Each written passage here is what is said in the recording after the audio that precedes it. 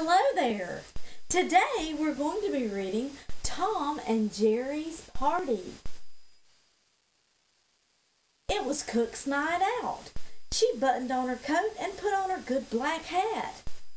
She threw one last look around the kitchen. Everything was spick and span. Everything was in its place, she thought. Cook hadn't noticed that the icebox door was open, but Tomcat had. "This is the night for a party," he chuckled. As soon as the cook had left, he brought out cupcakes and cream for the icebox. When the food was ready, Tom scrambled up to a pantry shelf. He brought down streamers left over from the New Year's Eve party. Humming gaily, Tom decorated the kitchen. "Now to hand out invitations," he said, when he had finished. Quickly, Tomcat ran out into the dark night and down the house of the Fiddler Cat. "Fiddler Cat, Fiddler Cat," he called, "I'm having a party. Come and bring your fiddle." From the house of the Fiddler Cat, Tom ran on to the house of the Yellow Melisande. From the house of the Yellow Melisande, he ran to the houses of all his friends. By the time Tomcat turned back home, 6 happy cats were trotting along behind him. Soon the party was in full swing. The Fiddler Cat played his fiddle.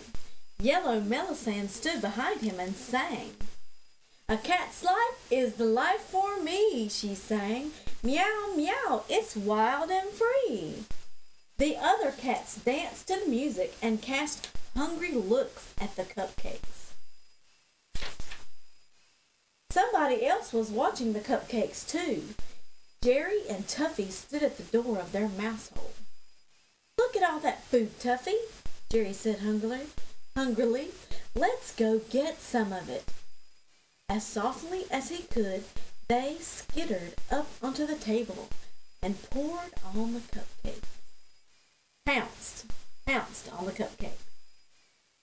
"Hey!" Tomcat cried. "Thieves! Thieves! Stop them! Stop them!"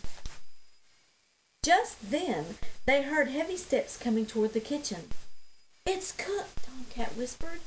"She's back early." Jerry leaped off the table. He ran to Tom and pulled at his paw. In here," he urged, pointing to his mouse hole. "Hide the cake in here." The cats whisked the cupcakes and cream off the table. Pushing and pulling, Jerry and Tuffy squeezed them through the mouse hole door. The footsteps came nearer and nearer.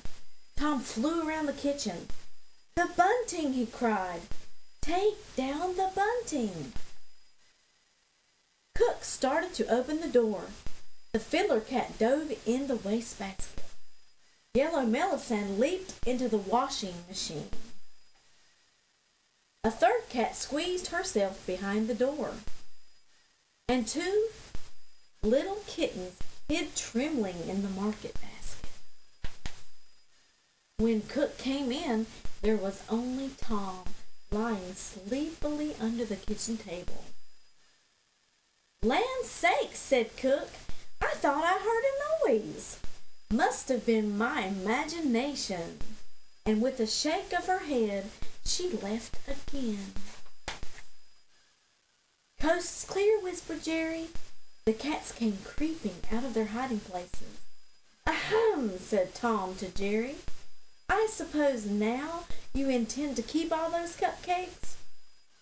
Jerry threw out his chest and looked noble. "Certainly not," he answered. "Who am I to spoil a party?" Behind his paw he whispered to Tuffy, "We couldn't have eaten all those cupcakes alone anyway." So the party started again, gayer than ever. The Fiddler Cat played, Melisande sang, and in the middle of the floor danced Jerry and Tuffy, each with a big crumb of cake in his paw. The end.